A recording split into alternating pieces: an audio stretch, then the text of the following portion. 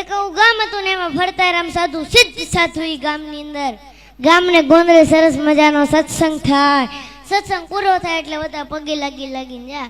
એમાં એક વાણિયાનો છોકરો યુવાન પણ ગરીબ, બહુ વાણિયા કોઈ દાડ ગરીબ નહીં પણ આ હતો તે ગરીબ બહુ. તે બધા પગે લાગીને જતા રહે ને તોય ગુરુભાઈ એમને શાંતિ બે.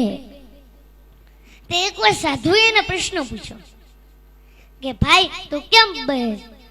એને કીધું ગુરુ સવારથી સાંજ સુધી મહેનત કરું છું, પરસેવો ભળું છું, પણ ગુરુ રાત્રે ખાવાના રોટલાનો થતો નથી. ગુરુ દયાળુ બહુ હતા. આંખ બંધ કરી અને આ માણાનું પ્રારબ્ધ જોયું. પ્રારબ્ધ મતલબ એનું ભાગ્ય જોયું. ભાગ્યમાં તો દેખાણું કે આની તો આખી જિંદગી દુઃખમય છે. આંખ ઉઘાડીને કીધું કે તારી તો આખી જિંદગી દુઃખમય છે, પણ જા 5 વર્ષ સુધી હું તને સુખી કરી શકું. 5 વર્ષ પછી આની આ પરિસ્થિતિ થઈ જાય. બોલ તારે મંજૂર છે? એને કીધું કઈ વાંધો નહીં ગુરુ, પણ આ સુખ મળ્યા પછી દુઃખ બહુ વહમું લાગશે, વિચાર કરી લે. એને કીધું કાંઈ વાંધો નહીં, 5 વર્ષ તો સુખ મળશે. એને કીધું કાંઈ વાંધો નહીં ગુરુ, 5 વર્ષ મને સુખી કરો.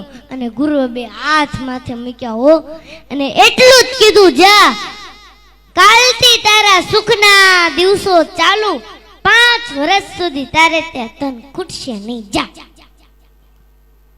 અને જેવો જ ઘરે ગયો બીજે જ દાડે એને વિચાર આવ્યો કે આ ઘરની અંદર વાસણો જરા કેવા વધારે છે, લાઈન વેચી દઉં, વેપાર કરું.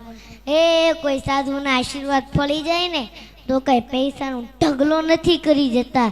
એ બુદ્ધિમાં ક્લિક થાય અને બુદ્ધિમાં જે ક્લિક થાય ને એ સાચી પડે. ભગવાન બુદ્ધિ પ્રદાતા છે. અને ઓલાએ જે ધંધો ચાલુ કરો ઓબલ ને ત્રોબલ ને એવો ધંધો એવા નાણાં ને કે માણા આગળ પાછળ ફરવા મળ્યા. નાણાં આવે એટલે માણા આવે. અને પૂછ્યું કે ભાઈ તારે લગ્ન કરવા? તો કે હા લગ્ન તો કરવા. કહું કે છોકરી આપીને લગ્ન થઈ ગયા. અને પછી હું એક વાત તમને કહું ને, આપણે બધાને મગજમાં ઉતારવા જેવી છે. ઈ બાએ વિચાર્યું કે ભેગું કરવું જ નથી. હા સમજવા જેવી વાત, ભેગું કરવું જ નથી. કાશ હું એફડી કરીશ, આમ કરીશ, તેમ કરીશ, ફલાણું કરીશ, ઢીકડું કરીશ, તો એ મારા ભાગ્યમાં 5 વર્ષ પછી નથી. લાય આ પૈસાના માધ્યમથી પુણ્ય ભેગું કરી લેવા દે. મોટા મોટા સત્કર્મ કરાવે, કુવાઓ ખોદાવે, વાવું ગળાવે, જનતા અનક્ષત્રો ચાલુ કર્યા. આવા સંતોને બોલાવી મોટા મોટા સત્સંગના પારાયણો કરાવ્યા. અને 5 વર્ષ પછી ઓલા સિદ્ધ સાધુ પાછા ફરતા ગામમાં આવ્યા. અને આખું ગામ પાછું ભેગું થયું. અને ઓલા તો ભાઈ આ ગુરુ ફેલા હતા, દોડતો આવ્યો, ધૂળમાં દંડવટ કરવા માંડ્યો. એને કીધું કેમ છે ભાઈ? તો કે ગુરુ જ્યારથી તમારી દ્રષ્ટિ મારા ઉપર પડી છે ત્યારથી ઈશ્વરે મને 1000 હાથથી દેવાનું ચાલુ કર્યું છે, પાછું વળીને જોયું નથી. અને ગુરુ આ 5 વર્ષમાં દુઃખ શું કહેવાય એ મને આ 5 વર્ષમાં ખબર નથી પડી. અને 5 વર્ષ કેમ જતા રહ્યા એ હોતને ખબર નથી પડી ગુરુ.